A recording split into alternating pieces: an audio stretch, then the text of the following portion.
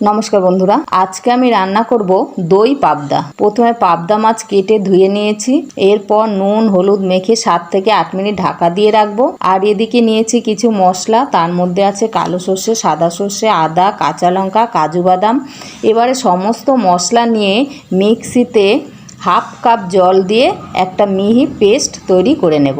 এরপর ওভেনে একটা কড়াই বসিয়ে তাতে তেল দিয়ে দেবো। তেল ভালো করে গরম হলে মাঝারি আঁচে মাছগুলো ভেজে তুলে নেব। এবারে ওই তেলের মধ্যে দিয়ে দেবো কালো জিরে, চেরা কাঁচা লঙ্কা, একটু নাড়াচাড়া করে দিয়ে দেবো সর্ষে, বাদাম, কাঁচা লঙ্কার পেস্ট। এরপর দিয়ে দেবো আন্দাজ মতো নুন, ঝাল লঙ্কা গুঁড়ো। 2 মিনিট কম আঁচে নাড়াচাড়া করে বাটি ধোয়া জল দিয়ে দেবো। এরপর দেবো ফ্যাটানো টক দই আর স্বাদের জন্য চিনি। এরপর টক দইয়ের বাটি ধোয়া জল দিয়ে দেব। আরও হাফ গ্লাস জল দিয়ে মাঝারি আঁচে ফুটিয়ে নেব। এবারে একে একে ভাজা মাছ দিয়ে আরও কম আঁচে 1.5 থেকে 2 মিনিট ফুটিয়ে গোলমরিচের গুঁড়ো আর ধনেপাতা কুচি দিয়ে নামিয়ে নেব। এভাবেই আজকে রান্না করে ফেললাম দারুণ স্বাদের দই পাবদা। ধন্যবাদ।